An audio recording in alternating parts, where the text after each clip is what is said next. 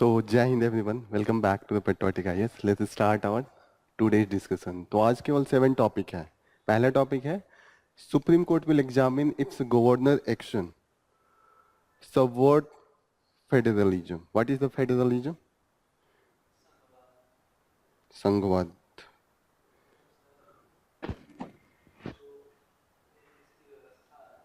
अच्छा, आप गवर्नर का नाम सुना है कभी? कैसे सुना है?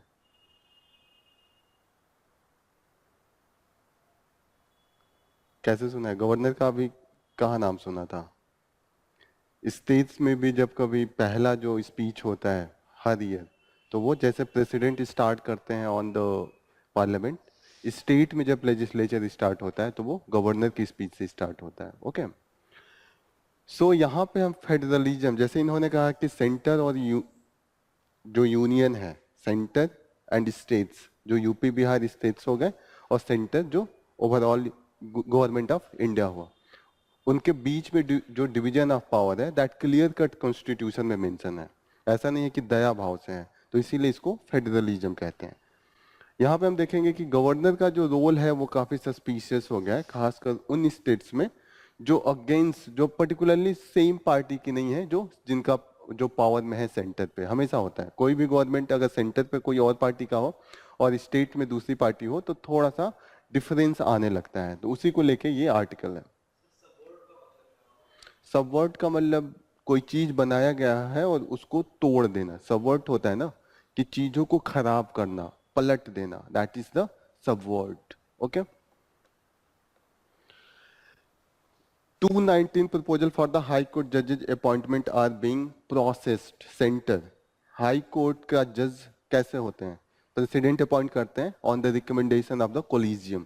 तो यहाँ पे 219 आप देख सकते हैं, वैकेंसीज काफी हाई है, 300 से ज्यादा वैकेंसीज हैं और इसीलिए ऑलरेडी पेंडिंग केसेज होते हैं और इस वैकेंसीज के कारण और ज्यादा केसेज ज्यादा हैं. ओके, तो यहाँ हम देखेंगे जस्ट इतना ही.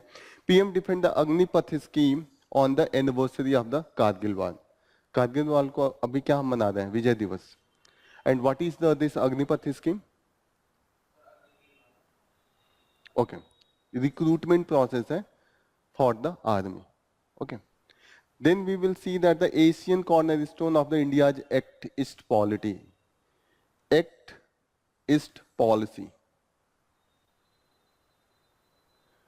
ये इंटरनेशनल रिलेशन से रिलेटेड है. इंडिया का जो रिलेशन है ईस्टर्न कंट्रीज, ईस्ट में कौन कौन है हमारे? ईस्ट में हमारे कौन आता है? ईस्ट में स्टेट हमारा कौन कौन है? उड़ीसा है और कौन से स्टेट्स हैं? असम है, वेस्ट बंगाल है. तो आप उसको पार कीजिएगा जब बे ऑफ बंगाल को, तो उधर की कंट्रीज कौन कौन सी हैं? थाईलैंड का नाम सुना होगा, इंडोनेशिया, म्यांमार से स्टार्ट हो जाता है, थाईलैंड का नाम सुना होगा. ये सब ईस्टर्न कंट्रीज हैं, जापान तक हम जाते हैं. ओके. तो हमारा जो पॉलिसी है, हम चाहते हैं कि जो ईस्टर्न कंट्रीज हो उससे डायरेक्ट रिलेशन हो और वो हम गहराना चाहते हैं, डीपेन करना चाहते हैं, ताकि वहां पे पोटेंशियल ज्यादा है, वो भी काफी तेजी से ग्रो कर रहे हैं.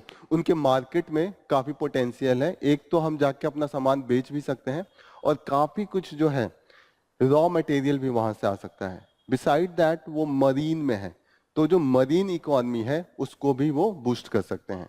चौथी चीज ये है कि वो इंडो पैसिफिक के बीच में है, Indian ocean and Pacific ocean के वो बीच में है. तो कहीं ना कहीं जो हमारी सी लेन है समंदर की, उसकी भी सिक्योरिटी के लिए ये रिलेशनशिप काफी इंपॉर्टेंट है. ओके.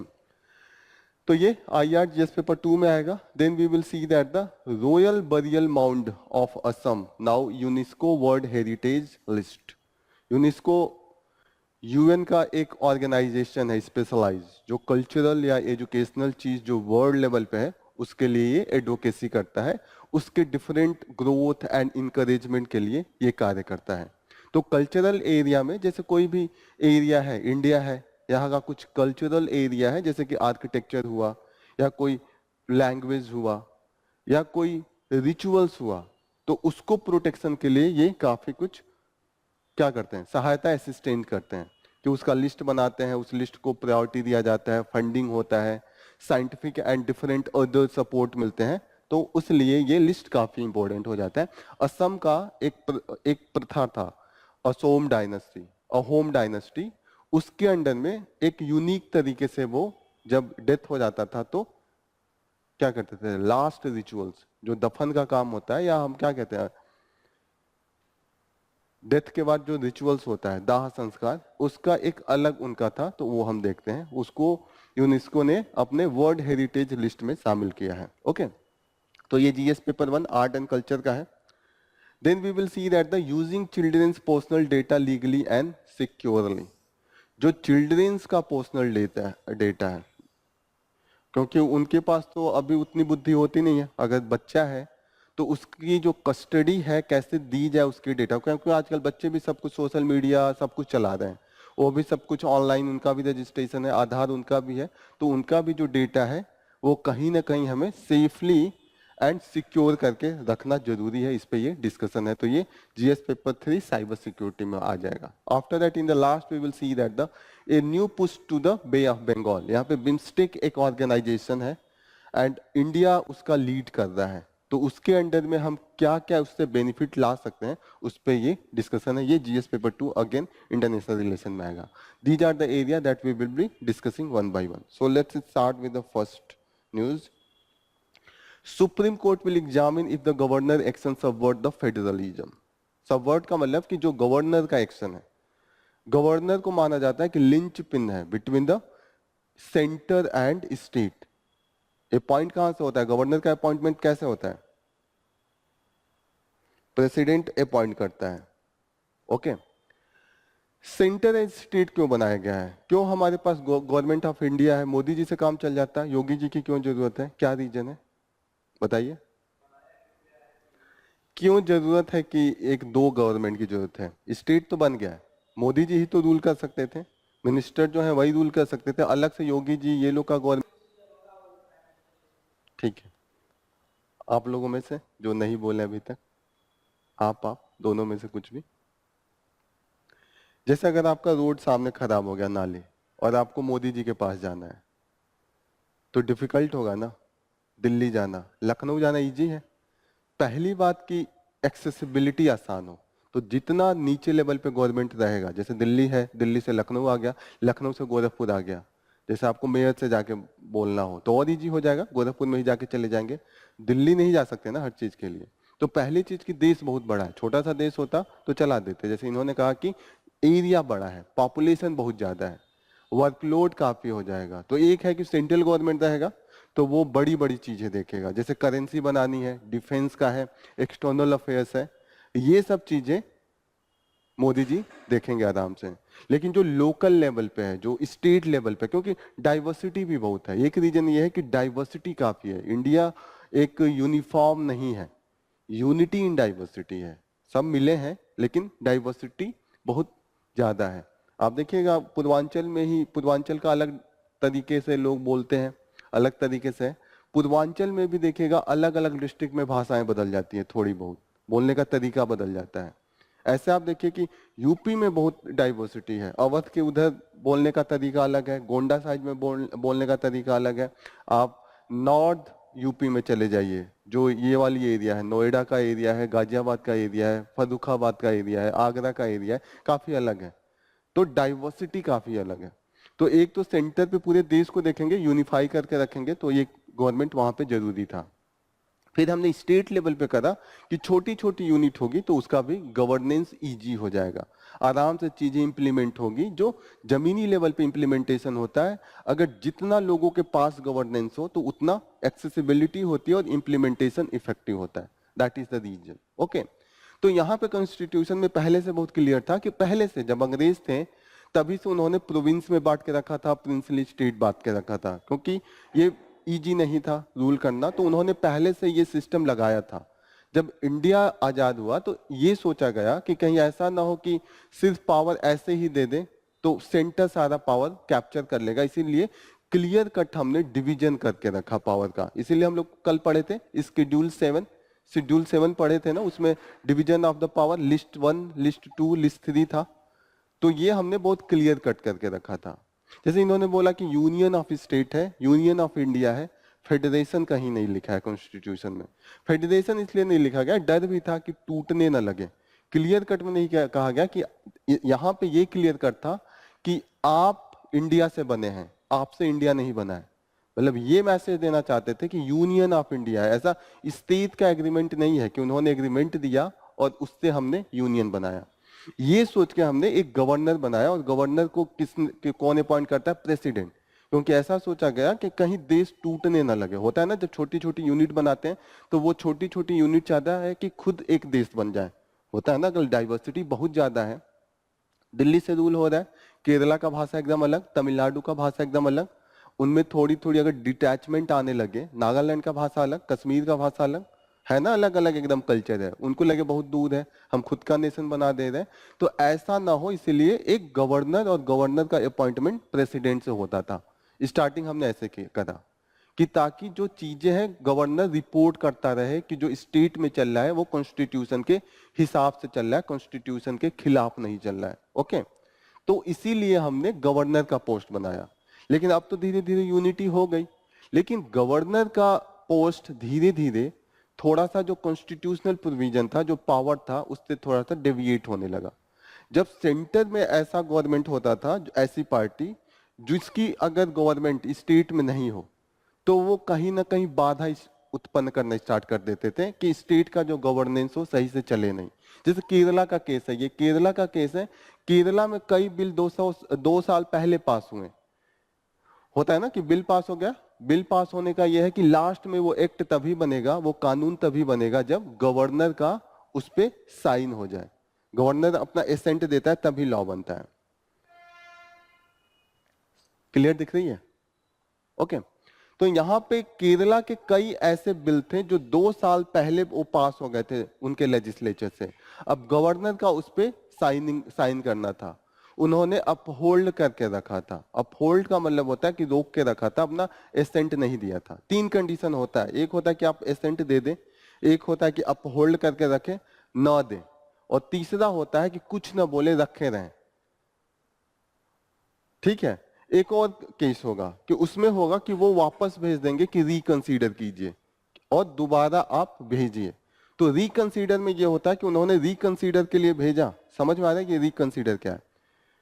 सिंपल सी बात है, कानून कैसे बनता है? कानून बनेगा तभी तो चीजें गवर्न होगी। हमने पढ़ा था कि कानून सेंट्रल लेवल पे बनता है, स्टेट लेवल पे बनता है। स्टेट का जो सब्जेक्ट है वो कानून, स्टेट का जो वहां का विधानसभा है वो बनाएगा। चीजें सही है? समझ में आ रही है ना? अब कानून बनाने के लिए पहले बिल पास होता है। मैंने बताया था बिल क्या होता है कि एक पन्ने पे लिख के कि क्या क्या उसके अंदर में होगा, वो डिस्कशन होता है, वो बिल होता है। और जब बिल पास होके गवर्नर का जब साइन हो जाता है तो वो एक्ट बन जाता है। यही प्रोसेस है। अब बिल लेके दिया गवर्नर को साइन करने के लिए, आप अपना साइन कर दीजिए। तो पहला जो कंडीशन है कि एसेंट दे दे, तुरंत साइन कर दे, ओके कर दे, बिल एक्ट बन गया। दूसरा है कि उसको न दे, रिजेक्ट कर दे। तीसरा है कि गवर्नर वापस लेजिस्लेचर को भेज दे बिल और बोले कि रिकंसीडर कीजिए। ठीक है। चौथा केस ये है कि वो रख के कुछ न करें, बैठ जाए एकदम, क्योंकि जो कॉन्स्टिट्यूशन है उसमें टाइम नहीं लिखा है कि कितने देर में उनको अपना देना है।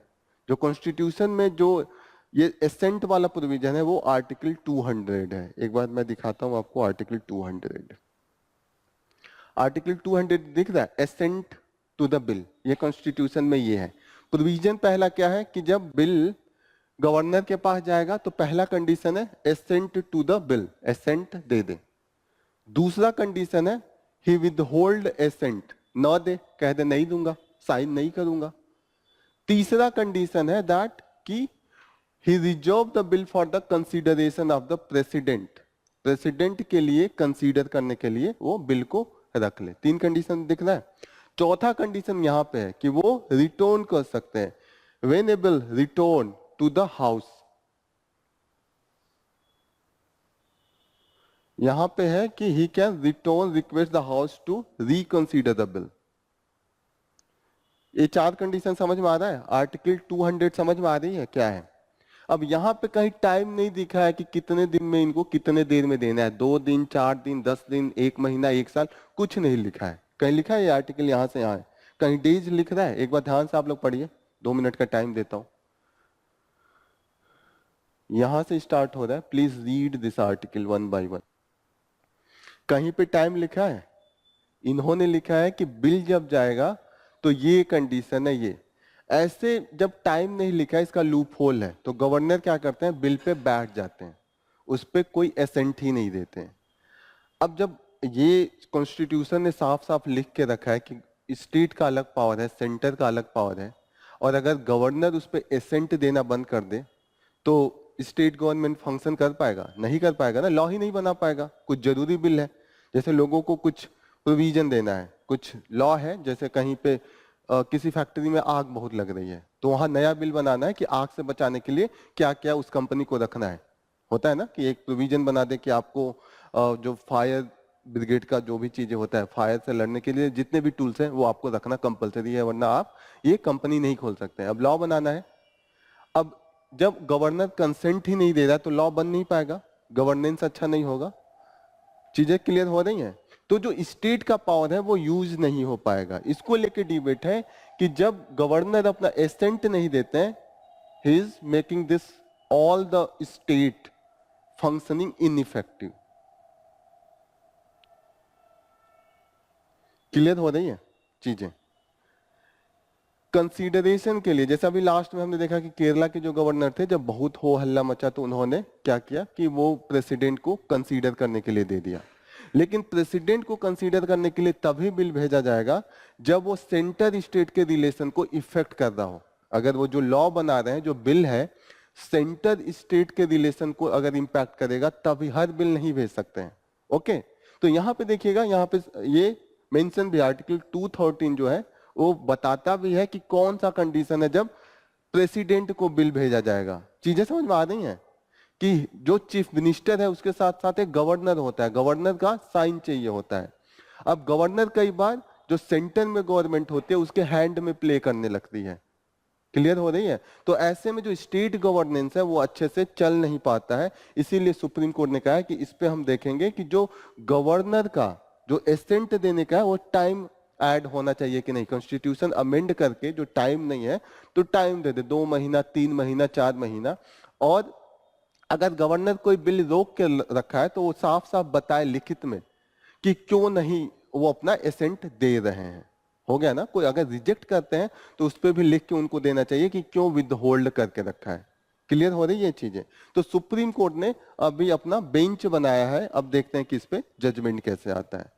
और इंडिया का जो स्टेट का नेचर है, जो कॉन्स्टिट्यूशन का नेचर है, वो फेडरल है। इस पे आप कंफ्यूज मत रहिएगा, भले कॉन्स्टिट्यूशन में नहीं लिखा है कि फेडरल है कि नहीं, लेकिन सुप्रीम कोर्ट का जो जजमेंट है उससे ये क्लियर है कि बोमाई केस 1994 में आया था। बोमाई केस में ये बोला सुप्रीम कोर्ट ने कि जो नेचर ऑफ इंडियन स्टेट है, सेंटर स्टेट के बीच में रिलेशन है, वो फेडरल है।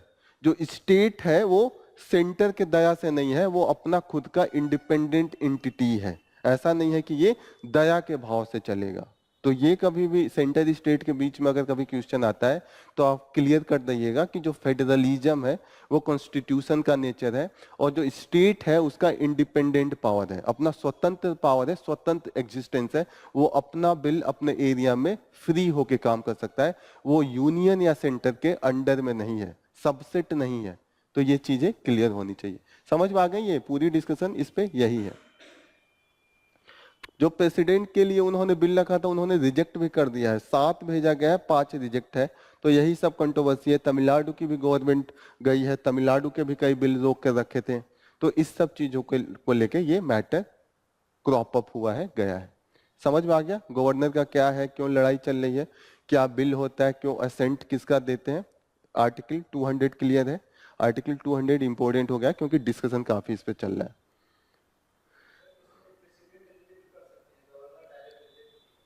प्रेसिडेंट गवर्नर भी कर सकते हैं, यहाँ पे है तो ही कैन विदहोल्ड असेंट। लेकिन विदहोल्ड भी नहीं कर रहे ना, विदहोल्ड करने पे एक अकाउंटेबिलिटी हो जाएगी ना। आपने विदहोल्ड, मानिए मैंने अच्छा कोई लॉ बनाया और रिजेक्ट कर दिया तो बदनामी होने लगी ना गवर्नर का, तो वो चुपचाप बैठ जाते हैं, डिसीजन ही नहीं लेते हैं। अरे जैसे मैंने खूब अच्छा लॉ बनाया कि कहीं क्राइम बहुत बढ़ गया, कहीं पे बहुत ज्यादा चोरी की केसेज हो रही हैं, गवर्नमेंट स्टेट गवर्नमेंट ने लॉ बनाया कि वहां पे पुलिस का गश्त ज्यादा होगा, पुलिस वहां पे जाके 24 घंटा रहेगी। अब वो लॉ गवर्नर के पास गया, गवर्नर ने रिजेक्ट कर दिया। तो लोग कहेंगे ना, अरे क्या मतलब है, चोरी हो रही है, आपने रिजेक्ट कर दिया। तो वो बहुत होशियारी से रिजेक्ट नहीं करते हैं, लेके बैठ जाते हैं कि अपने आप चीजें लैप्स हो जाए। 2 साल 3 साल हो गया ना, फ्रस्ट्रेट होकर बिल वापस हो जाएगा, लैप्स हो जाएगा, गवर्नमेंट गिर जाएगी तब तक। ये मेन फंडा होता है। ओके, तो this is the main thing. With hold भी कर सकते हैं, एसेंट दे भी सकते हैं, खुद कंसिडरेशन के लिए भेज सकते हैं, और प्रेसिडेंट के लिए रोक के रख सकते हैं कि प्रेसिडेंट उस पर वो अपना डिसीजन लेंगे। एक चीज और बहुत क्लियर रहिएगा कि जो अगर रिकंसिडरेशन के लिए बिल को वापस उन्होंने लेजिस्लेचर के पास भेजा कि आप इस पे कंसीडर कीजिए, और लेजिस्लेचर ने वापस भेज दिया, तो वहां पे वापस पास करके दोबारा भेजेगा, तो यहां पे इनको जरूरी है अपना एसेंट देना, तुरंत एसेंट देना होता है, यहां पे कंपलसरी है। यहां पे देखिएगा कि यहां the bill governor present for the governor and governor shall not withhold the assent. Governor withhold नहीं कर सकता ऐसे केस में। ओके, लेकिन एक चीज ध्यान रखिएगा, अगर गवर्नर ने रिकंसिडरेशन के लिए रखा है और वो प्रेसिडेंट के रिकंसिडरेशन के लिए रखा है, तो प्रेसिडेंट के पास कितने भी बार भेजा जाए, प्रेसिडेंट वापस भेज सकता है और विदहोल्ड कर सकता है। प्रेसिडेंट पे ये वाला रूल नहीं है कि दूसरे बार गवर्नर के पास जाएगा तो गवर्नर को देना ही है, लेकिन प्रेसिडेंट के लिए रोक के रखा है। प्रेसिडेंट ने अगर रिजेक्ट किया या विदहोल्ड किया या रिटर्न किया तो उस पर कोई नंबर ऑफ टाइम्स नहीं है। क्लियर हो रहा है? ये रिकंसिडरेशन में बस है। जो चौथा वाला है ना, चौथा केस सिर्फ उसमें है कि अगर रिकंसीडर के लिए दिया और दोबारा लेजिस्लेचर ने कहा कि नहीं ये सही है, अमेंडमेंट हमने जो भी किया वो सही है, आप वापस भेज दिया, तो वहां पे एसेंट गवर्नर को देना पड़ेगा। क्लियर?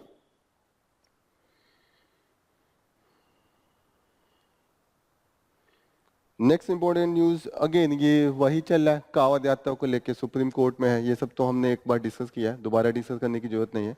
कि जो कावड़ यात्रा को लेके बोला था कि अपना नेम प्लेट लगाइए, तो वही डिस्कशन चल रहा है, फिर से इस पे डिबेट हुआ। तो सुप्रीम कोर्ट ने जो स्टेट्स हैं, स्टेट गवर्नमेंट ने कही कि हम लॉ के अनुसार बनाए हैं। तो जो सुप्रीम कोर्ट के जज हैं उन्होंने कहा कि लॉ के अनुसार बनाया, तो लॉ जो सेंटर का है वो कहता है कि सभी जगह लगाइए। तो आप हर एरिया में लगाइए ना, केवल कावड़ वाले यात्रा में क्यों लगा रहे हैं, आप हर एरिया में लगाइए, जहां पे भी मतलब पूरे कंट्री में लगा दीजिए। तो इसी को लेके ये डिबेट चल रहा है।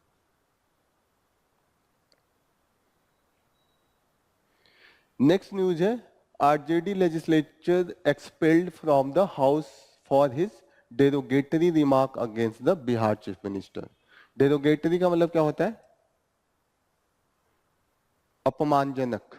डेरोगेटरी का मतलब होता है अपमानजनक रिमार्क के लिए जो लेजिस्लेचर है आरजेडी के, उनको एक्सपेल कर दिया है।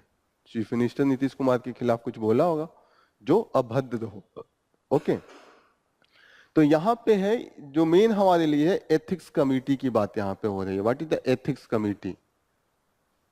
ओके, तो पार्लियामेंट में डिफरेंट कमिटीज हैं, जहां पे अगर कोई मैटर होता है, जैसे किसी एमपी ने कुछ ऐसा वर्ड बोला जो कि करप्ट है या जो कि उस पार्लियामेंट के अनुसार नहीं है, पार्लियामेंट्री जो लैंग्वेज है उसके अनुसार नहीं है, तो वहां पे एक कमेटी बैठा दी जाती है। तो यहाँ बड़ा दुविधा होता है, दो कमेटी है, सेम नेचर है, एथिक्स कमेटी और एक प्रिविलेज कमेटी है।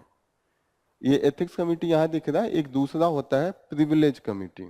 प्रिविलेज कमेटी है दूसरी वाली, दोनों का नेचर सेम है, थोड़ा सा डिफरेंस है। प्रिविलेज कमेटी में किसी खास एमपी के खिलाफ बोला गया होगा या पार्लियामेंट के खिलाफ बोला गया होगा। आगे गेटिंग ना, कि साफ साफ पता चलेगा कि किसी पार्लियामेंटेरियन जो वहां का एमपी है दूसरा, उसके खिलाफ कुछ बोला है या कुछ ऐसा बोला है जो पार्लियामेंट का जो डिग्निटी है उसके खिलाफ है। एक चीज ये हुआ। दूसरी चीज होती है कि आपने किसी के खिलाफ नहीं बोला या किसी के पार्लियामेंट के डायरेक्ट खिलाफ नहीं करा, लेकिन ऐसा चीज किया कि जो पार्लियामेंट में अलाउ नहीं है, जो एक तरीके से अच्छा नहीं माना जाएगा। जैसे एथिक्स कमेटी इस समय सबसे ज्यादा न्यूज में था, महुआ मोइत्रा वेस्ट बंगाल की एक एमपी है, उनके खिलाफ केस हुआ था, इस कमेटी में फाइल हुआ था कि उन्होंने एथिकल जो बिहेवियर है उसको ब्रीच किया है। उन्होंने क्या किया था, उन पे आरोप लगा था कि उन्होंने किसी से पैसे लिए थे, किसी बिजनेसमैन से। होता है ना, हर एमपी पार्लियामेंट में क्वेश्चन पूछ सकता है, गवर्नमेंट से, प्राइम मिनिस्टर से, होता है ना, डिफरेंट टूल्स हम लोग एक दिन पढ़ भी देते हैं कि क्वेश्चन आवर्स होता है, आप लोग भी जब देखते होंगे डिबेट तो वहां पे एमपी खड़ा होके क्वेश्चन पूछते हैं। तो वहां पे उन पे आरोप था कि उन्होंने पैसे लेके किसी इंडस्ट्रियल जो बिजनेसमैन थे और किसी दूसरे बिजनेसमैन के खिलाफ उन्होंने क्वेश्चन पूछे थे, ऐसा उन पे आरोप था। तो इसके लिए माना गया था कि ऐसा नहीं है कि किसी पार्लियामेंटेरियन के खिलाफ बोला था या पार्लियामेंट के खिलाफ कुछ बोला था, किसी सांसद के खिलाफ ना ही बोला था, ना ही संसद के खिलाफ बोला था, लेकिन उन्होंने ऐसा एक्ट किया था कि आप पैसा लेके क्वेश्चन नहीं पूछ सकते, एथिकल नहीं है ना। आप है फ्री होके पूछिए, ऐसा नहीं है कि एक बिजनेसमैन से पैसा लेके आप दूसरे बिजनेसमैन के खिलाफ क्वेश्चन नहीं पूछ सकते।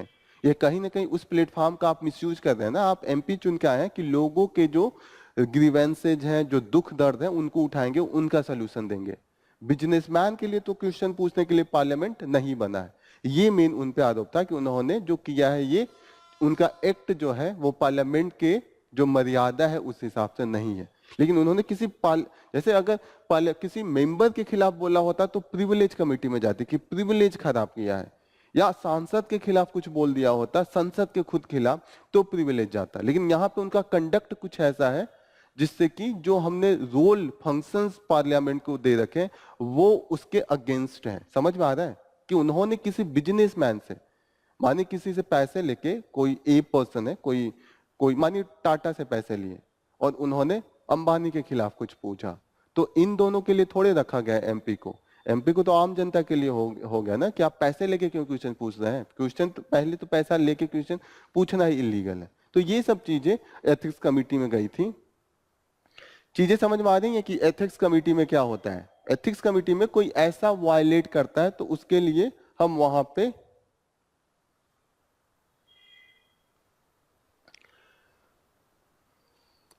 यस कहां पे था, हाँ, कि अगर पैसे लेके वो बोलती हैं तो कहीं ना कहीं जो पार्लियामेंट्री का प्लेटफॉर्म है उसके वो अगेंस्ट होता है। दिस इज क्लियर ना कि क्या यहाँ पे है।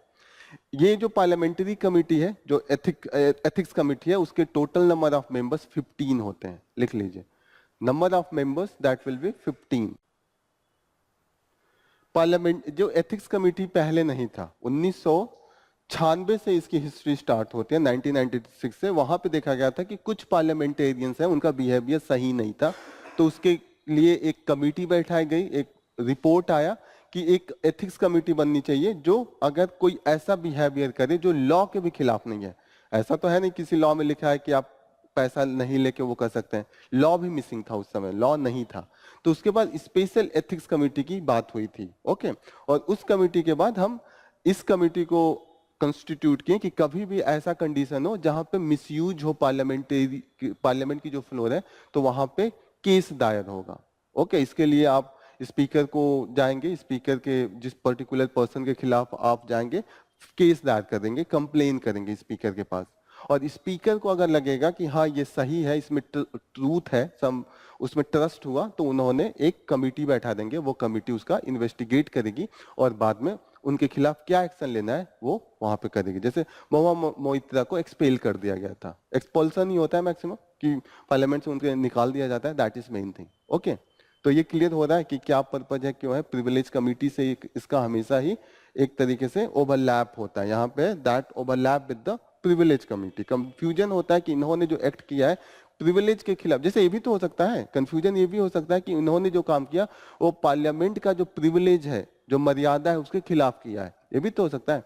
तो यहाँ पे थोड़ा सा डिफरेंस होता है कि यहाँ पे किसी के डायरेक्ट एक्शन नहीं होता है। जैसे होता है ना पार्लियामेंट में किसी को गाली दे दिया या गलत कुछ बोला या पार्लियामेंट के बारे में कुछ ऐसा बोला जो कि सही नहीं है, तो वहां पे हम प्रिविलेज कमेटी बैठाते हैं, प्रिविलेज कमेटी वहां पे अपना डिसीजन लेती है। लास्ट क्वेश्चन में एक दो क्वेश्चन था यूपीएससी ने पूछा हुआ है 2014 में, एक बार इसका सॉल्व कीजिए, जो गवर्नेंस से रिलेटेड है, जो हम लोग पढ़े हैं। डिस्क्रिशनरी पावर का मतलब पता है ना क्या होता है, कि अपने मन से जो उनको डिसीजन लेने का पावर होता है। जो प्रेसिडेंट या गवर्नर होता है, मैक्सिमम जो उनका एक्टिविटी होता है aid and advice of the council of minister होता है। गवर्नर या प्रेसिडेंट खुद का डिसीजन कभी नहीं लेते हैं। जो मिनिस्टर होते हैं ना, council of minister headed by the prime minister और द चीफ मिनिस्टर, मेन तो हमको पता है कि main decision making prime minister ही है ना, मोदी जी है, उनका ही डिसीजन होता है। But the on the name of governor और द प्रेसिडेंट होता है। क्लियर हो रहा है। लेकिन कुछ समय में उन्हें डिस्क्रिशनरी पावर भी दिया गया है। कौन एकदम गलत लग रहा है? एलिमिनेशन, यूपीएससी का मैक्सिमम चीज होता है ना, यूपीएससी में करीब 20-25 क्वेश्चन आप एलिमिनेट करके लगाते हैं, मतलब ये गलत हो गया तो आप सोचते हैं कि ये ऑप्शन, जैसे इन्होंने कहा थर्ड और ये सेकंड वाला गलत है, तो सेकंड गलत है तो ये एलिमिनेट हो गया क्योंकि इसमें सेकंड है, ये एलिमिनेट हो गया, ये एलिमिनेट हो गया। सिर्फ आपको ये पता है कि ये गलत है तो आप इसका आंसर निकाल सकते हैं बी। क्लियर हो रहा है? मुझे फर्स्ट थर्ड फोर्थ के बारे में नहीं पता है, अगर चारों में से एक के बारे में क्लियरिटी है तो मैं ऑप्शन से एलिमिनेट कर दूंगा। इसे एलिमिनेशन मेथड कहते हैं। यूपीएससी में ये बहुत काम आता है क्योंकि यूपीएससी का क्वेश्चन बहुत टफ होता है, वो 3-4 क्वेश्चन एक में पूछते हैं। जैसे ये क्वेश्चन आपको एक लग रहा है लेकिन ये 4 क्वेश्चन है, चारों के बारे में आप जानेंगे तब एक का आंसर देंगे। क्लियर हो रहा है? और बहुत कम चांस होगा जब आप चारों के बारे में जानते होंगे। 1-2 के बारे में जानता है आदमी, चारों के बारे में नहीं जानता है, तो वहां पे एलिमिनेट करता है। क्लियर है? जैसे आपने सिर्फ ये बताया कि ये तो पक्का गलत है, क्योंकि मिनिस्टर तो अपने मन से नहीं बनाएंगे, हमें पता है कि मोदी जी बोलते हैं तभी मिनिस्टर लोग बनते हैं या योगी जी बोलेंगे, तो ये गलत करके मैंने 3 गलत कर दिया, एक अपने आप सही हो गया। क्लियर हो रहा है? Next question, which of the following suggest that governor should be eminent person? अच्छा ये तो मैंने पढ़ाया नहीं, सॉरी, ये तो अभी नहीं हो पाएगा, छोड़ दीजिए। ऐसे डिफरेंट कमिटीज बनी थी कि गवर्नर का जो रोल है उसको लेके काफी डिस्कशन चलता है कि गवर्नर के पोस्ट में चेंज होना चाहिए, तो गवर्नर का रोल कैसा होना चाहिए। जैसे अपॉइंटमेंट को लेके काफी डिस्कशन चलता है कि जो बहुत ही लॉयल टाइप के लोग होते हैं उनको, जैसे जो गवर्नमेंट में पावर में है और उनकी बहुत ज्यादा भक्ति दिखाए हो और वो बूढ़े हो गए हो और वो कहीं से इलेक्शन नहीं जीत पा रहे हो, तो ऐसे लोगों को क्या बनाया जाता है? गवर्नर। एक होता है ना आलीशान पोस्ट, चुपचाप बैठना है, मस्ती की जिंदगी 5 साल की हो जाएगी, तो लॉयलिटी वाले लोगों को। और दूसरी चीज, वो लोग मैक्सिमम पॉलिटिकल काफी एक्टिव होते हैं। गवर्नर का काम है कि न्यूट्रल है, अगर कुछ गलत हो तो बताए। उसका काम ये ना हो कि बीजेपी की गवर्नमेंट अगर केरला में नहीं है तो किसी भी कीमत पे बीजेपी का सीट बढ़ाने की कोशिश करे, बिल खराब करके या कुछ भी करके।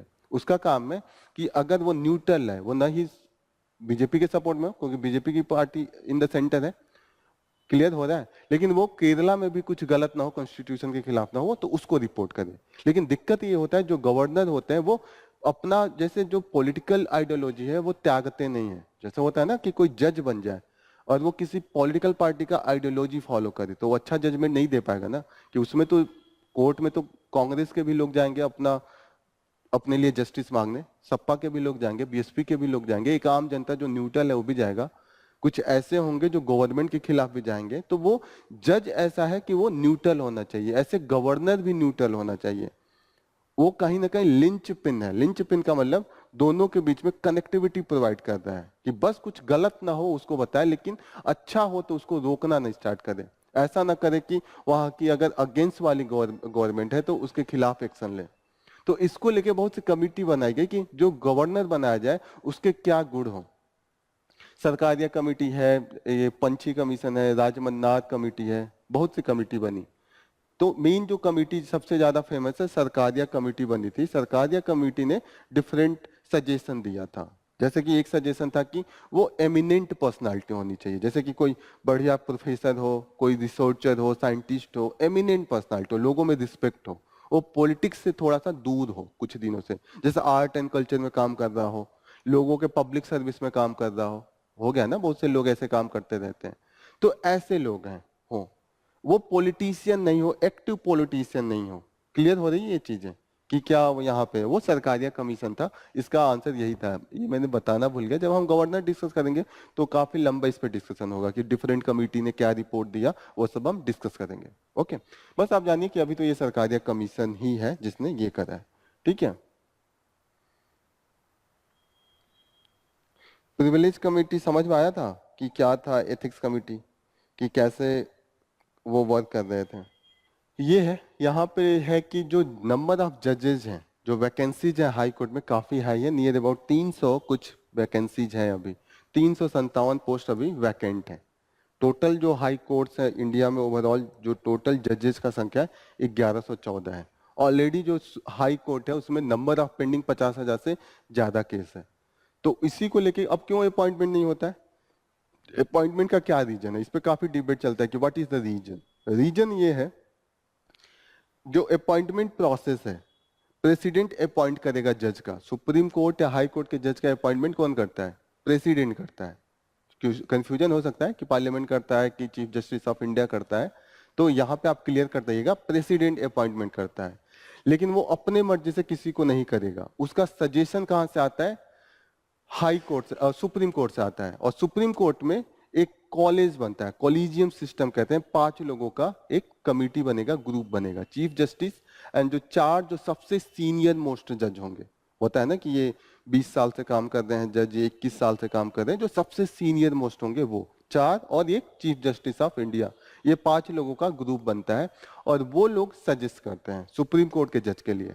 हाई कोर्ट के जज के लिए सजेशन में सिर्फ 2 सीनियर मोस्ट का लिया जाता है, तो 3 का ग्रुप बनेगा। क्लियर हो रही है ये कि जब हाई कोर्ट के जज का होगा तो chief justice and 2 senior most जजेस होंगे। हो गया।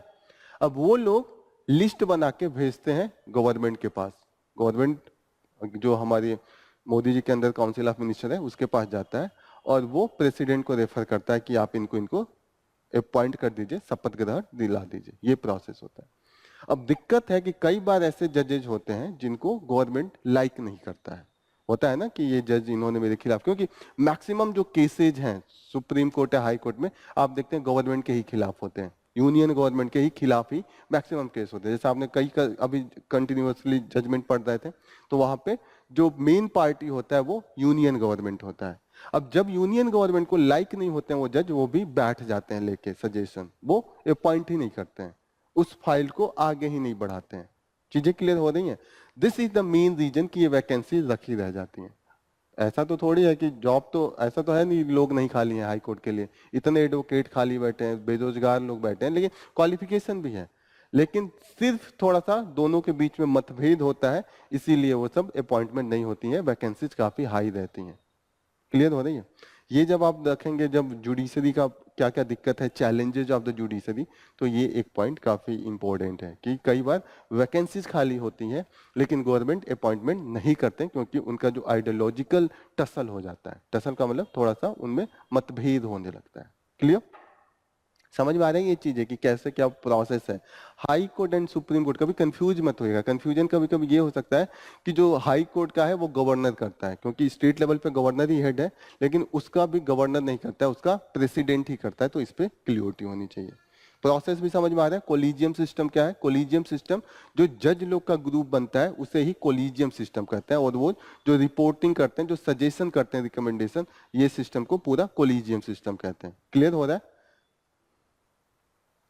यहाँ पे Asian cornerstone of the India's act east policy. Act east policy, what is the act east policy? हमने एक्टिस्ट पॉलिसी के अंडर में ये करा है कि जो स्टोन कंट्रीज हैं, खासकर साउथ ईस्ट एशिया की कंट्रीज जैसे थाईलैंड, म्यांमार, फिलीपींस, कंबोडिया, ये जितनी भी, लाओस, ये कंट्रीज के साथ हम प्रियोरिटी बेसिस पे अपना रिलेशनशिप रखेंगे। और एशियन जो 10 कंट्रीज का ग्रुप है, south association of south east Asian nation, एक ग्रुपिंग है 10 कंट्रीज का, उनके साथ हम प्रियोरिटी बेसिस पे कोई डीलिंग करेंगे। हमारा ये है कि हम जल्दी जल्दी उनके साथ free trade agreement and other agreement करके उनसे ट्रेड हुआ और भी उनके साथ जो डील्स है उसको प्रमोट करें। इसी पॉलिसी को हम एक्ट ईस्ट पॉलिसी कहते हैं। ये हमारा फॉरेन पॉलिसी है। क्लियर हो रहा है? इंडिया का 2 मेजर फॉरेन पॉलिसी है। पहला है कि नेबरहुड पॉलिसी और दूसरा है एक्ट ईस्ट पॉलिसी। पहले इसको लुक ईस्ट पॉलिसी कहते थे, मोदी जी आए तो इसका नाम लुक ईस्ट से हटा के एक्ट ईस्ट पॉलिसी कर दिया। एक बार लिख लीजिएगा, look east policy, act east policy यही है। इसको पहले कहते थे लुक ईस्ट पॉलिसी। जब मोदी जी आए 2014 में, इसको हमने बोल दिया ये होगा एक्ट ईस्ट पॉलिसी।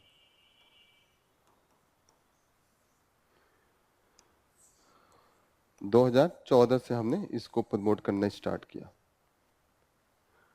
जो दूसरी इंपॉर्टेंट पॉलिसी इंडियन गवर्नमेंट की है वो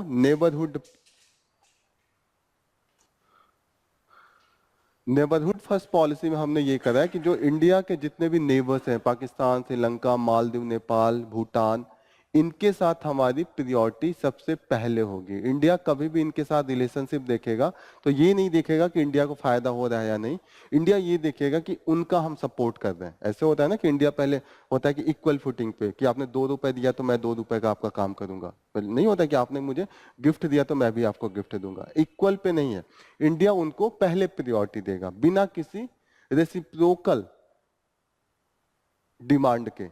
इसके पहले सेम बेसिस पे हमारे पास गुजराल प्रिंसिपल था, ठीक है, ये अभी नया नया नाम लगेगा लेकिन कई बार हम लोग इसको पढ़ेंगे तो ये याद हो जाएगा। पहले गुजराल प्रिंसिपल था, गुजराल प्रिंसिपल को हटा के मोदी जी का जब गवर्नमेंट आया तो उन्होंने नेबरहुड फर्स्ट पॉलिसी ला दिया। गुजराल प्रिंसिपल भी सेम ही था, गुजराल प्रिंसिपल में भी यही था कि इंडिया कभी भी किसी अपने नेबरहुड से कुछ इक्वालिटी पे कुछ नहीं मांगेगा। जैसे उन्होंने 5 करोड़ रुपए देना है, क्या उनको कुछ एरोप्लेन उन्होंने मांगा कि हमें गिफ्ट में एरोप्लेन दे दीजिए कि हमारे वहां सिक्योरिटी को लेकर चैलेंज आ रहा है। तो ऐसा नहीं है कि इंडिया कहेगा कि एरोप्लेन ले लीजिए, आप भी हमें कुछ दीजिए। इंडिया दे देगा सहायता। इंडिया सिर्फ उनसे यही डिमांड करता है कि इंटरनेशनल प्लेटफॉर्म पे जैसे यूएन हुआ या कभी भी दूसरा कोई ग्रुपिंग हुआ, ब्रिक्स हुआ, जहां वैसे तो ब्रिक्स में ये नेबरहुड नहीं है, या एशियन ये हो गया, एशियन कंट्रीज हुए, या हमारा सार्क का प्लेटफॉर्म हुआ, या कहीं पे भी प्लेटफॉर्म पे इंडिया जब बोल रहा हो तो ये सब कंट्रीज हमें सपोर्ट करें, विरोध में न खड़े हो। सिर्फ इंडिया का यही है।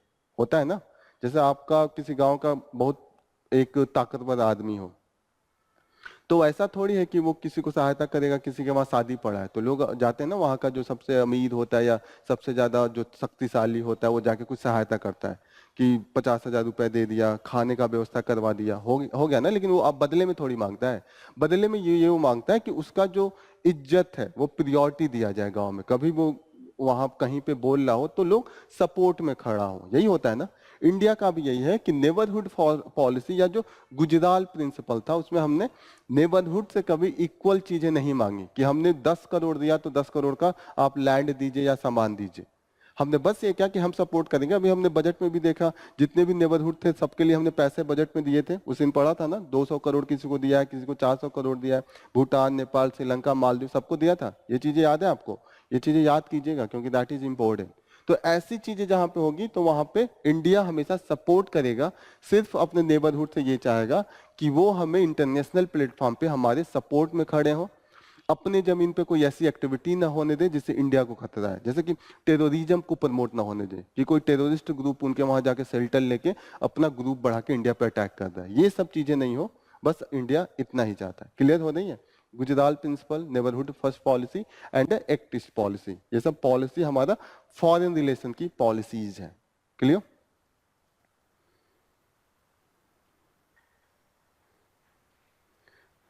नेक्स्ट इंपॉर्टेंट न्यूज, जो सबसे इंपॉर्टेंट आज का न्यूज है कि इंडिया का जो वर्ल्ड हेरिटेज साइट है उसमें हमने असम का अहोम डायनेस्टी से चला आ रहा है एक फेमस कल्चर है मोइडम्स।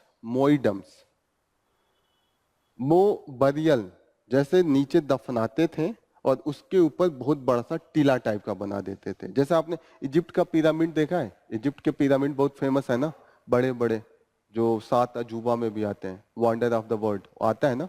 तो उसी कॉन्सेप्ट पे ये भी है, ये बहुत बड़ा टीला है। लेकिन यही है कि वो लोग पूरा कंस्ट्रक्शन कर देते थे एकदम, जो पिरामिड है वो कंस्ट्रक्शन होता था ईंट पत्थरों का, और वो काफी स्ट्रक्चर काफी नुकीला शेप था। लेकिन यहाँ पे यह है कि ये मट्टी का ही बनाते थे, ठीक है। तो इनका जो है ये mainly they belong from the Thailand की जो डायनेस्टी है वहीं से वो आए थे।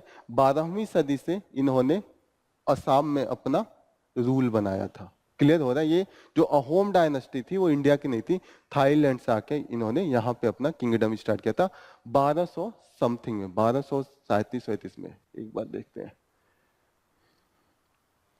1200 से 1800 तक इनका रूल रहा है। 1228 से 1826 तक इनका जो रूल है वो असम में रहा है, अहोम डायनेस्टी। ये मेनली थाईलैंड की डायनेस्टी थी, और जो पहले रूलर थे चाओ लुंग सियुकाफा, इतना बड़ा नाम है, अब प्रोनाउंसिएशन कैसे करेंगे मुझे नहीं पता, ठीक है।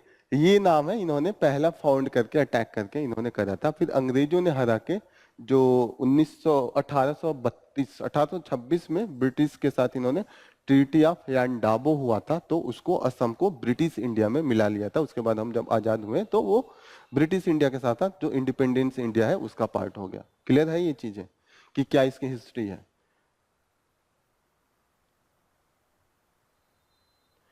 जब युद्ध हो रहा था तो मैक्स जो वहां के मेन बैटल जब हो रहा था 1671 में, जब मुगल का अटैक हुआ था, तो भी ये लोग सस्टेन करे। उस समय जनरल लचित बोरफुकन ये मेन हीरो माने जाते हैं। जैसे अभी हमने जब हम लोग क्या मना रहे थे, कोई विजय दिवस के पहले पूरे साल मोदी जी क्या मना रहे थे, हम लोगों से मनवा रहे थे ना, अमृतकाल, आजादी के कुछ ऐसे मना रहे थे ना।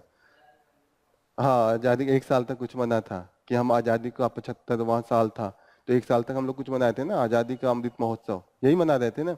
तो उसमें इनको काफी मोदी जी ने प्रमोट किया था। जनरल लचित बोरफुकन नाम याद रखेगा, ये काफी न्यूज में थे। मोदी जी अपने जो मन की बात थी उसमें भी कई बार मेंशन किए थे इनका, क्योंकि मुगलों के खिलाफ लड़े थे। Okay, battle of Sarai Ghat, Mughals and Ahom dynasty के बीच में जो युद्ध हुआ था, इन्होंने मुगलों को डिफीट कर दिया था। क्लियर हो रही है ये चीजें। ये सब चीजें काफी ये न्यूज में रह रहा है, तो ये पूछा जा सकता है ये सब चीजें कि डायनेस्टी कहाँ की थी, थाईलैंड की थी। कंफ्यूज मत होइएगा, कभी कभी कंफ्यूजन होने लगता है कि ये इंडिया की डायनेस्टी थी। अहोम थोड़ा इंडियन नाम लग रहा है, लेकिन ये इंडियन नहीं थे, ये थाई डायनेस्टी थी। ओके, इनका जो प्रोविंस होता है, जैसे हम उत्तर प्रदेश ऐसे बोल रहे थे, या पहले प्रिंसली स्टेट को वो प्रोविंस कहते थे, मौजाज कहते हैं। जैसे यूपी क्या है, जैसे हम लोग कहेंगे प्रदेश है, तो वो क्या कहते थे, मौजा है। यूपी मौजा, बिहार मौजा हो गया है ना, प्रदेश को वो मौजा कहते थे। और जो इसके हेड होते थे, जैसे हम लोग प्रधान मुख्यमंत्री कहते हैं, तो वो लोग मोहन्स कहते थे, मोहन्स। ये उनके कल्चर में बहुत फेमस था। These are the thing you should note down.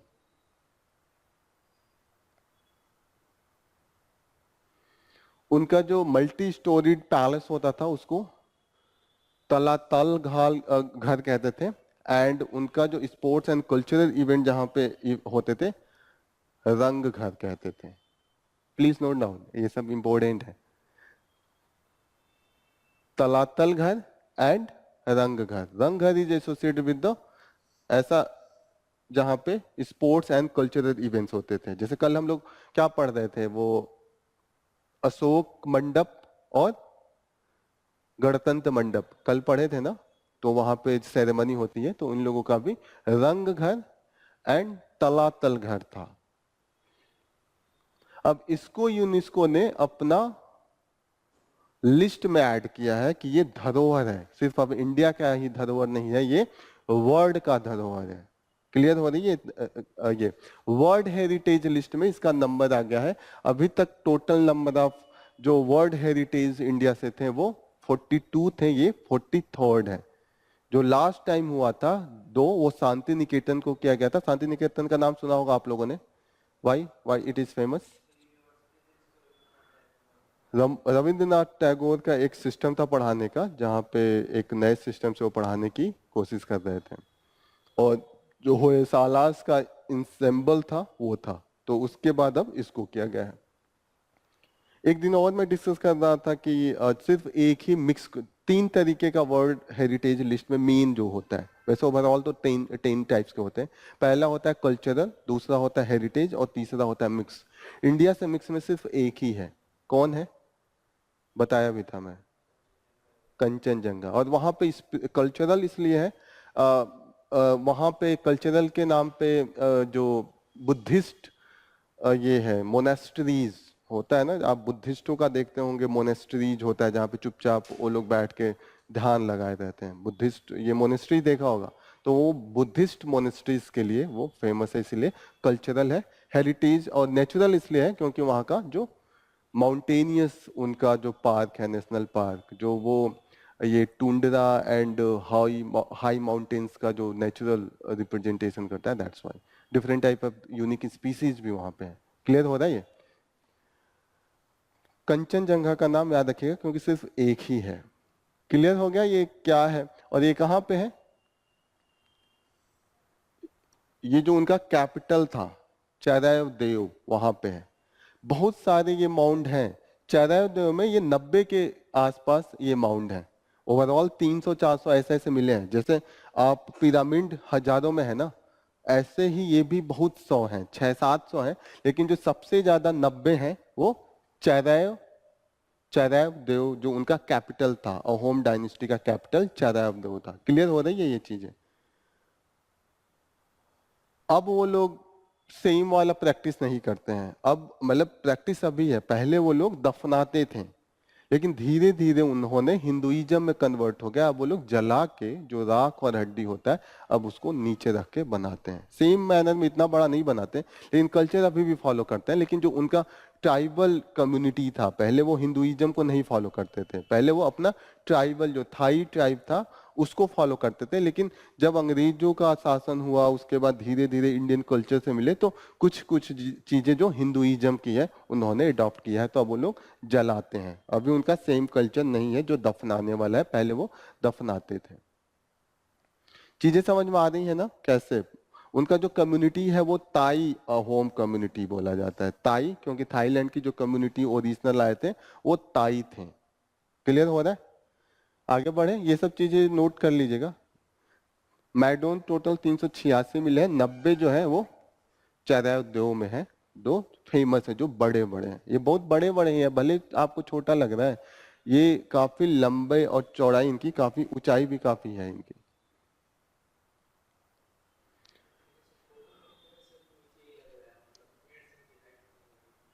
बगल में पेड़ है ना, बगल उधर से लग रहा है, एरियल से थोड़ा लेते हैं तो थोड़ा सा वो घना जंगलों में वो बनाते थे तो वो है, लेकिन है बहुत बड़े बड़े। ये आप पास जाएंगे तब दिखेगा कि टीला टाइप का दिखेगा आपको, ठीक है ना।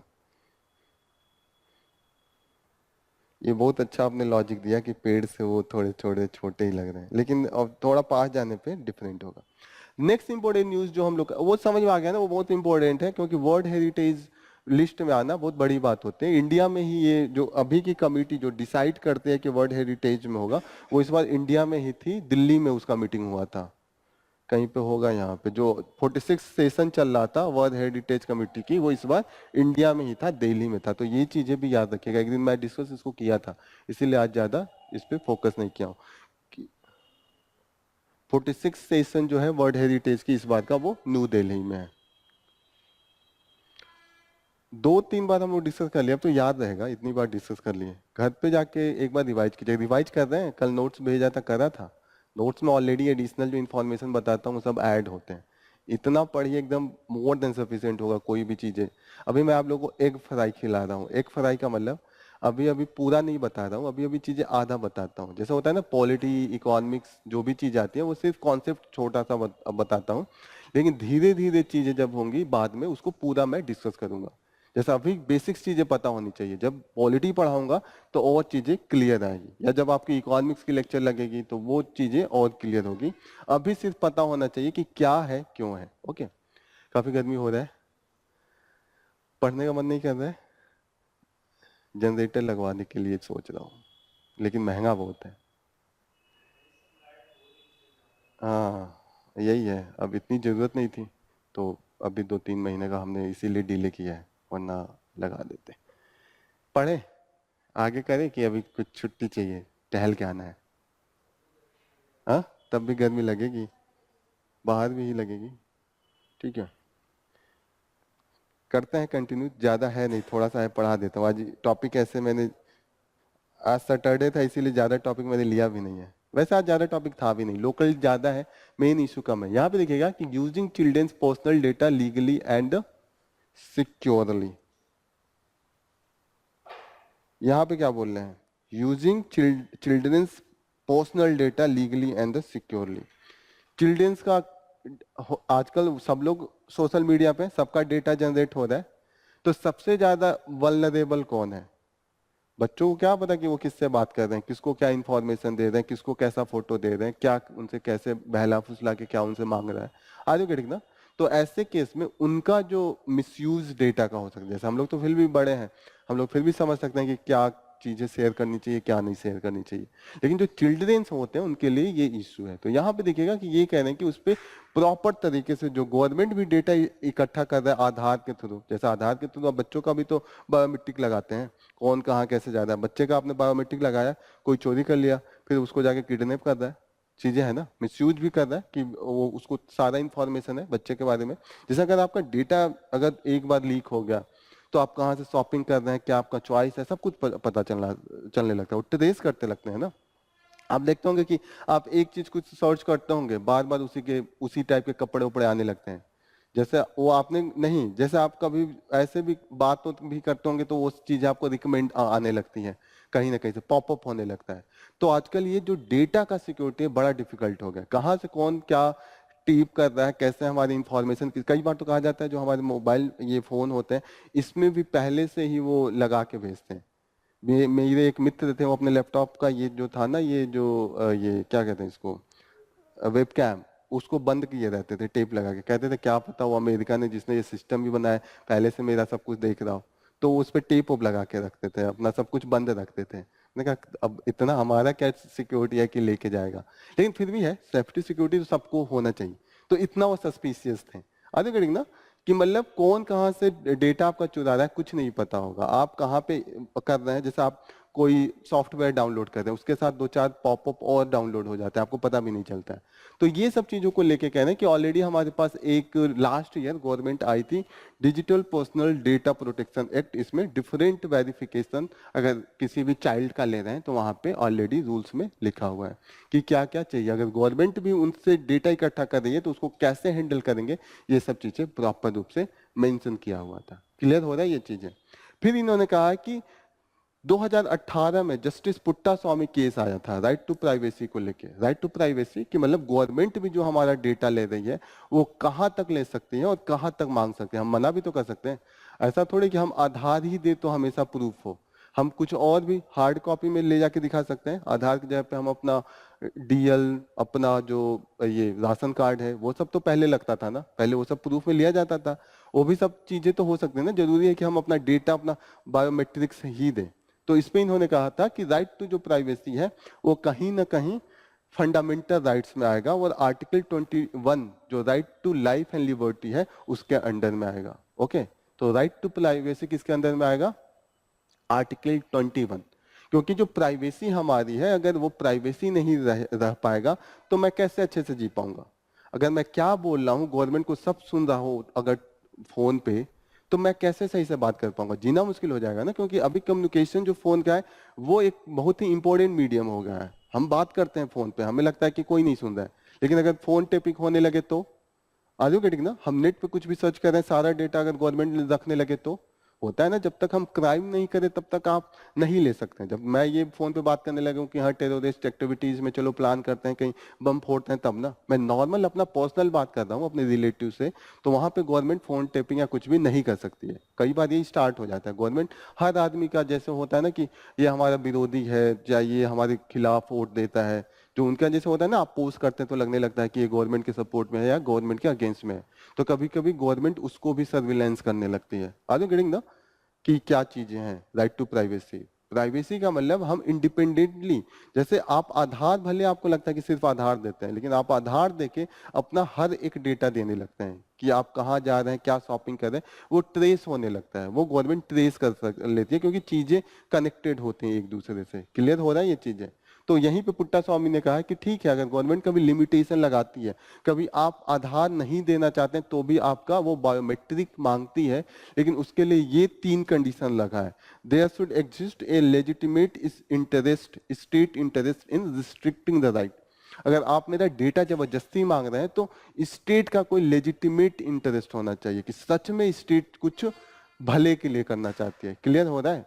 जैसे कि सिक्योरिटी का इशू है, आंख मूंद के नहीं लगा सकते हैं, होता है ना कि अगर ऑप्शन है तो ऑप्शन दीजिए। जैसे आप लीकेज की बात कर रहे हैं तो लीकेज का अगर कोई और ऑप्शन नहीं है तब आप बायोमेट्रिक लीजिए। अगर लीकेज का जब और ऑप्शन है कि लीकेज बंद किया जा सकता है, जैसे उन्होंने आधार क्यों मांगा कि करप्शन बहुत हो रहा है, आधार अगर मैं बायोमेट्रिक लगाऊंगा तो क्लियर कट ये पता चलेगा कि किसने वो फूड जो हम राशन दे रहे हैं वो किसने लिया, क्लियर हो रही है। लेकिन अगर उसका कोई और भी ऑप्शन है तो ये वाला बायोमेट्रिक वाला हम हटा सकते हैं। लेजिटिमेट कहीं ना कहीं वहां पे इंटरेस्ट होना चाहिए। दूसरी चीज ये इन्होंने कहा कि जो रिस्ट्रिक्शन होना चाहिए वो necessary and proportionate to the achieve the interest होता है ना, कि आपका जितना फायदा नहीं हो रहा है उससे ज्यादा घाटा नहीं होना चाहिए। जैसे आम आम जनता से कह रहे हैं कि 90,000 आप बचाने के लिए ये पर्टिकुलर चीजें मांग रहे हैं, लेकिन कहीं ना कहीं उससे आम इंसान का जो घाटा हो रहा है वो 1.5 लाख का हो रहा है, तो घाटा ज्यादा हो रहा है ना। आप 90,000 बचाने के चक्कर में 1.5 लाख का घाटा नहीं करा सकते हैं ना। तो जो ये होना चाहिए, there should be the balance, जो नेसेसरी एंड प्रोपोर्शनेट, जितना फायदा हो रहा है घाटा उससे कम हो, तभी ये सब चीजें इम्प्लीमेंट हो सकती हैं। और तीसरा इन्होंने कहा कि restriction is the impose and effective by the law. अगर आप रिस्ट्रिक्शन कहीं कर रहे हैं तो लॉ बना के कीजिए। जैसे आधार गवर्नमेंट आंख मूंद के उठ के नहीं कह सकते कि सब कल से लोग आधार देना स्टार्ट करें। आप एक आधार एक्ट बनाइए और उसके बाद आप पूरा तरीके से लिखिए कि क्यों ले रहे हैं, प्रोटेक्शन क्या है, अगर आपका आधार नंबर लिया जा रहा है तो वो किसके पास रहेगा, कहीं दूसरे आदमी के पास तो नहीं जाएगा, कितने दिन तक वो रखेंगे, ये सब चीजें क्लियर होनी चाहिए। क्लियर हो रही है? तो ये 3 उन्होंने कंडीशन लगा है। पहला कि वो लेजिटिमेट रीजन होना चाहिए, दूसरा वो प्रोपोर्शनेट होना चाहिए। प्रोपोर्शनेट का मतलब कि जो फायदा हो वो ज्यादा हो और घाटा कम हो, बैलेंस जो हो वो फायदे के पक्ष में हो। और तीसरा जो उन्होंने कहा है कि लॉ बनाने के लिए कर ही वो कोई भी चीज पर्सनल डेटा को अपने पास रखने का अलाउ करेंगे। क्लियर हो रही है? ये सब चीजें मेन इसमें डिस्कशन है। अभी डिजी लॉकर की बात हो रही है, एज एजुकेशन टेक्नोलॉजी कंपनीज की। डिजी लॉकर के बारे में पता है आप लोगों को क्या है?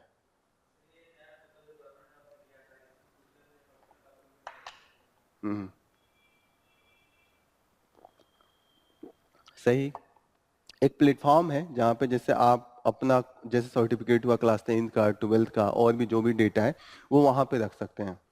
तो आपको जैसे कहीं कुछ नया कनेक्शन लेना है जियो का या कोई गवर्नमेंट का, आपको जाके अपना डीएल बनवाना है या कुछ भी, तो आपको बार बार वो हार्ड कॉपी नहीं देना पड़ेगा। आप वहां से रेफर करेंगे और डिजी लॉकर से वो शेयर कर लेंगे और वो वेरीफाई भी कर देंगे कि आपका सही है। क्योंकि डिजी लॉकर से वो वेरिफिकेशन डायरेक्ट उस इंस्टीट्यूशन से हो जाएगा। कि जैसे पहले आप सुनते होंगे कि आप रजिस्ट्रेट ऑफिसर का साइन करा के लाइए, सेल्फ अटेस्टेड अटेस्टेड कॉपी, ये सब पहले सुनते होंगे। अभी सुनते हैं कि नहीं सुनते हैं? अटेस्टेड कॉपी मांगा जाता है, साइन, किसी ऑफिसर का साइन होना चाहिए। शायद अब नहीं है, अब तो सब कुछ डिजिटली ले रहे हैं, वेरिफिकेशन होने लगा, पहले ये था।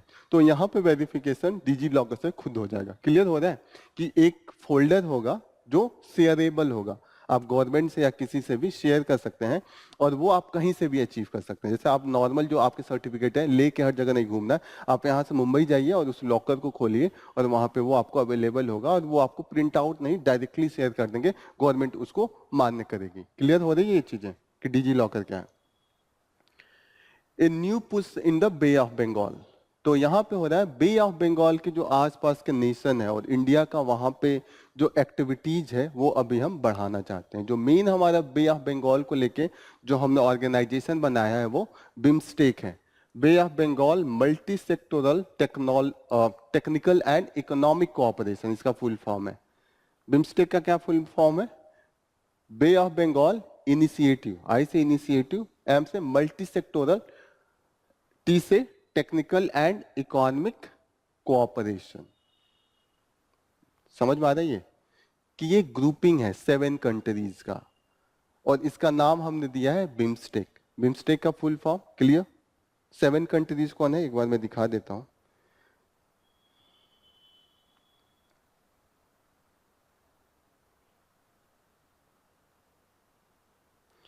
सेवन कंट्रीज, इंडिया हो गया, बे ऑफ बंगाल से टच जो श्रीलंका है, बांग्लादेश है, 3 ये हो गए, म्यांमार हो गया एंड थाईलैंड, 3 2 5 हो गए। 2 हमने नेपाल एंड भूटान को भी रखा है क्योंकि हमें लगता है कि ये भले लैंड लॉक है क्योंकि, लेकिन इनकी जो डिपेंडेंसी है बे ऑफ बंगाल पे है। भले ये डायरेक्ट कनेक्टेड नहीं है लेकिन कहीं ना कहीं इनका जो ट्रेड होता है वो बे ऑफ बंगाल से ही होता है। क्लियर हो रही है? चीजें क्लियर हो रही हैं? अब इंडिया क्यों इसको प्रमोट कराना चाहता है? पहले हम सार्क पे ध्यान देते थे, साउथ एशियन, पहले सार्क था, south Asian association for the regional cooperation, जिसमें इंडिया के पूरे नेबर थे, जैसे इंडिया हुआ, श्रीलंका, पाकिस्तान, अफगानिस्तान, नेपाल, भूटान एंड बांग्लादेश, ये थे। टोटल 8 थे, इसमें 8 है, बिम्स्टेक में 7 है, याद रखिएगा। इसमें 8 है, 8 दिख रहे हैं, क्लियर क्लियर। 3, 4, 5, 6, 7 एंड म्यांमार 8 हो गया। नहीं, म्यांमार नहीं है, मालदीव है। 8 म्यांमार इसमें नहीं है, उसमें म्यांमार है, उसमें थाईलैंड है, उसमें म्यांमार नहीं था। क्लियर हो रही है ये चीजें? इसमें 8 है, उसमें 7 था।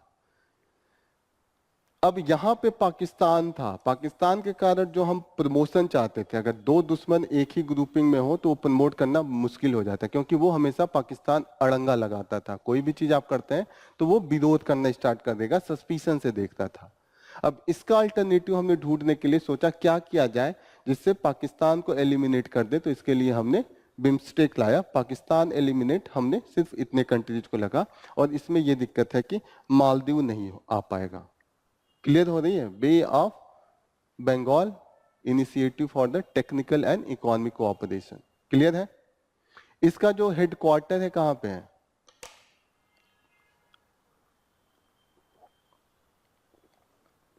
दोनों का फाउंडेशन ढाका में हुआ था। बिम्स्टेक का जो हेडक्वार्टर है वो ढाका में है, सार्क का जो है वो काठमांडू में है। क्लियर? क्यों हमने इनिशिएट किया था? ताकि ये जितनी भी कंट्रीज हैं आसपास के, वो एक दूसरे से एक्टिव कोऑपरेशन स्टार्ट कर सकें। तो मेन हमारा फोकस एरिया एक्टिव कोऑपरेशन का ही है, और इंडिया इस पे काफी जोर दे रहा है। अब इंडिया चाहता है कि साथ साथ जो अलग ये पॉलिसीज है, neighbourhood first policies, act east policy and Sagar, ठीक है, सागर हमारा प्लान है कि हम through the sea route India Africa को कनेक्ट करना चाहते हैं, ताकि हमारा जो सी का ट्रेड हो, सी रूट का, वो काफी एक्टिव हो सके। उसके लिए हम डिफरेंट पोर्ट्स पे काम कर रहे हैं। सी रूट का जो रास्ता है वो पायरेट से फ्री हो, इस सब चीजों पे हम काम कर रहे हैं। इसमें भी इसका हम काफी सहायता लेना स्टार्ट करना चाहते हैं। क्लियर हो रही है? अब यहाँ पे हमने डिसाइड किया कि डिफरेंट चीजें हम प्रमोट करेंगे। जैसे इंडिया इस बात कह रहा था कि हम सेंटर ऑफ एक्सलेंस जो है वो स्टार्ट करेंगे, जो कि डिफरेंट एरिया में काम करेगा, जैसे focus on the agriculture, disaster management and the maritime transport. Disaster management and the maritime transport वो अकेले एक नेशन से नहीं हो सकता है, क्योंकि डिजास्टर मल्टी कंट्रीज होता है। जैसे अर्थक्वेक आएगा तो ऐसा नहीं है कि सिर्फ नेपाल में आएगा। नेपाल में आया था 2015 में, इंडिया में भी आया था, भूटान में भी उसका असर था, तिब्बत में भी असर था। तो ये जो होता है मल्टी कंट्रीज होता है। सी रूट एक कंट्रीज पे डिपेंड नहीं करता। आप देखिएगा सी से कई पोर्ट जुड़े हैं, तो कहीं ना कहीं सारे जो कोस्टल एरिया है सबको उसमें एक्टिवली पार्टिसिपेट करना पड़ेगा। तो इंडिया इन सब चीजों को प्रमोट कराना चाहता है। इस बात का जो बिम्स्टेक का मीटिंग था उसमें इंडिया ने यह भी कहा था कि इंडिया का जो यहाँ पे कैंसर का हॉस्पिटल में खासकर छूट देगा जो बिम्स्टेक के कंट्रीज के सिटीजन्स आएंगे, लोग आएंगे। ओके, तो यहाँ पे होता है ना, जैसे कि अब आप उस एरिया के सबसे मजबूत आदमी हैं, आप कुछ प्रपोजल करेंगे वहां पे तो और भी डिमांड आने लगते हैं। जैसे आपने कहा कि आपके वहाँ शादी है तो आपके वहाँ हम खाना खिलवा देंगे, तो नहीं दूसरा कहेगा कि हमारे वहाँ थोड़ा सा डिमांड है, कार मांग रहे हैं तो कार भी दिलवा दीजिएगा या फ्रिज दिलवा दीजिएगा, होता है ना। तो यहाँ पे नेपाल सारे ने अपना अपना जो डिमांड है वो भी स्टार्ट कर दिया। जैसे श्रीलंका ने कहा कि जो किडनी से रिलेटेड डिजीज है उसका भी इंडिया को फ्री कर देना चाहिए, और उसके भी जो हॉस्पिटल है उसको भी बढ़ावा देना चाहिए, ताकि उसके भी जितने भी लोग सफर कर रहे हैं वो लोग आके अपना स्टार्ट कर सके। ओके, और भी एरिया में जैसे कि हम यंग इंटरप्रेन्योर्स, इसको बढ़ावा देने के लिए हम हाईलाइट कर रहे हैं कि जितना हो सके कि यंग इंटरप्रेन्योर एक दूसरे कंट्रीज के जो बिम्स्टेक है एक दूसरे में आके अपना स्टार्ट करें। बिसाइड दैट हम किस एरिया में वर्क करना चाहते हैं कि connectivity, road connectivity, railway connectivity, जैसे बांग्लादेश से लेके हम different connection, port, railway, road, port सब बना रहे हैं। एक दिन हमने डिस्कस किया था जब बांग्लादेश के साथ रिलेशन हम डिस्कस कर रहे थे, याद है? वो कई रेल आखुदा एक रेल प्रोजेक्ट था ना, और हम ये यहाँ से चिट्टगोंग से लेके एक बना रहे थे जो त्रिपुरा में जाएगा। तो ये सब चीजें हमने डिस्कस किया था। तो मेन हमारा एम जो है कि हम जो नॉर्थ ईस्ट के हमारे स्टेट्स हैं, नागालैंड, मणिपुर और मिजोरम, आप देखिएगा कहीं ना कहीं ये जो स्टेट्स हैं इंडिया के वो लैंडलॉक्ड हैं। बांग्लादेश यहाँ है, पीला वाला दिख रहा है वो बांग्लादेश है, दिख रहा है इसमें। जो येलो कलर का दिख रहा है वो बांग्लादेश है। तो जो नॉर्थ ईस्ट के हैं वो सी से कनेक्टेड नहीं है। कोई भी नॉर्थ ईस्ट का स्टेट जो है, त्रिपुरा, मेघालय, असम, ये जितने भी हैं बांग्लादेश का जमीन से दूर हैं, 200 किलोमीटर 300 किलोमीटर। क्लियर हो रहा है? तो कहीं पे भी अगर स्टेट्स को भी कहीं ट्रेड करना है तो कहीं ना कहीं सी से जुड़ना होगा ना। तो बिम्स्टेक हम प्रमोट करके हम चाहते हैं कि म्यांमार, बांग्लादेश के जो पोर्ट है उसका यूज हमारे नॉर्थ ईस्ट के जो स्टेट है, हमारे मणिपुर, नागालैंड, म्यांमार, मेघालय, त्रिपुरा, असम, वो लोग उसका यूज करें। तो इसलिए हम इसको और ज्यादा प्रमोट करना चाहते हैं। क्लियर हो रही है ये चीजें कि what is the main purpose? समझ में आ रहा है ना कि ये लैंड लॉक का मतलब क्या हुआ, कि लैंड से डायरेक्टली कनेक्टेड नहीं है, कहीं ना कहीं लॉक है। गलत बोल दिया मैंने, सी से नहीं कनेक्टेड है, लैंड से सेपरेटेड है, लैंड लॉक है, यहां सी टच नहीं कर रहा है। तो this is the main thing. Okay, तो ये सब चीजें हम प्रमोट करना चाहते हैं, that is mainly through this. और क्या क्या प्रोविजन हम लाना चाहते हैं? जैसे म्यांमार है या थाईलैंड है, उसके थ्रू एक्ट ईस्ट पॉलिसी है, उसको भी प्रमोट करेंगे। जो म्यांमार है गेटवे है ईस्टर्न कंट्रीज में जाने के लिए, क्योंकि चारों जो ईस्टर्न हमारे स्टेट्स हैं, अरुणाचल प्रदेश, नागालैंड, मणिपुर एंड मिजोरम। एक बार अपने मैप में देखिए, आप लोग के दिमाग में नहीं बैठ रहा है, अपना नॉर्थ ईस्ट वाला मैप खोलिए, नॉर्थ ईस्ट का मैप खोलिए जहां पे नॉर्थ ईस्ट वाले स्टेट दिया गया होगा। एक बार मैं भी दिखाता हूँ। नॉर्थ ईस्ट के 4 स्टेट देखिए, मिजोरम, मणिपुर, नागालैंड एंड अरुणाचल प्रदेश। ये म्यांमार से जुड़े हैं। इंडिया को अगर नॉर्थ ईस्ट में एंट्री करना है तो कहीं ना कहीं हम यहीं से होके जाएंगे। क्लियर हो रहा है ये? और नॉर्थ ईस्ट से एंट्री करके हम साउथ ईस्ट एशियन, जो ईस्ट एशियन कंट्रीज है, वहां पे हम जाने की कोशिश करेंगे। ईस्ट एशियन कंट्रीज कहाँ पे हैं? ईस्ट एशियन कंट्रीज, इंडिया का ये म्यांमार स्टार्ट हो रहा है, यहाँ से होके ये जितनी भी कंट्रीज है, लाओस है, कंबोडिया है, ये थाईलैंड है, वियतनाम है, ये एंट्री हमारी हमेशा नॉर्थ ईस्ट का जो हमारा है यहाँ म्यांमार होते हुए होगा। तो कहीं ना कहीं ये गेटवे है, दोनों थाईलैंड एंड म्यांमार, यहीं से होके हम इन सब एरिया में एंट्री करेंगे। ये हमारा पैसिफिक है, इंडो पैसिफिक, और ये इंडियन ओशियन इसके इस तरफ है। तो कहीं ना कहीं यहाँ पे हमें डोमिनेट करना है। जैसे अब अगर हम चाहते हैं कि नॉर्थ ईस्ट में हम डोमिनेट करें, तो इंडिया का ये पार्ट दिख रहा है, ये बांग्लादेश और ये इंडिया का नॉर्थ ईस्ट वाला। नॉर्थ ईस्ट के बाद ये जो इधर के जितने भी नेशंस हैं, जो साउथ ईस्ट एशियन कंट्रीज हैं, यहाँ से अगर एंट्री करके ही हम इन सबों से ट्रेड कर सकते हैं। क्लियर हो रहा है? तो इसमें बिम्स्टेक का रोल मेन हो जाता है, क्योंकि यहीं पे अगर हम पोर्ट एंड यहाँ से कनेक्टिविटी स्टार्ट करें, तभी औरों में हम एंट्री आसानी से कर सकते हैं। क्लियर? और ये सब एक तरीके से उभरती हुई मार्केट है, काफी इनकी आबादी है, उनका डिमांड जो हमारा प्रोडक्शन है उससे कहीं ना कहीं मेल जोल करता है। जो वो डिमांड करते हैं हम वो प्रोड्यूस करते हैं, तो वहां पे हम सप्लाई कर सकते हैं। चीजें क्लियर? तो इसके लिए हम बिम्स्टेक को काफी तेजी से प्रमोट करना चाहते हैं। क्लियर हो रहा है कि बिम्स्टेक का क्या रोल होगा, कैसे होगा? आंसर अगर इस पे लिखना हो लिख लेंगे। आज का क्वेश्चन मैं इसी पे दूंगा, अभी तो क्वेश्चन नहीं है, लेकिन आज का जो क्वेश्चन होगा बिम्स्टेक पे होगा, आज मैं पोस्ट कर दूंगा इसके साथ ही। ठीक है? दिस इज ऑल अबाउट, यही है आज के न्यूज में। क्लियर हो रही है? और सब रिपीटेड न्यूज है, जैसे कल हमने ये पढ़ा ही था कि जो फिजिकल जो माइनिंग वाले पे जजमेंट आया है, तो ये कल पढ़ा था ना कि माइनिंग पे क्या कंफ्यूजन था।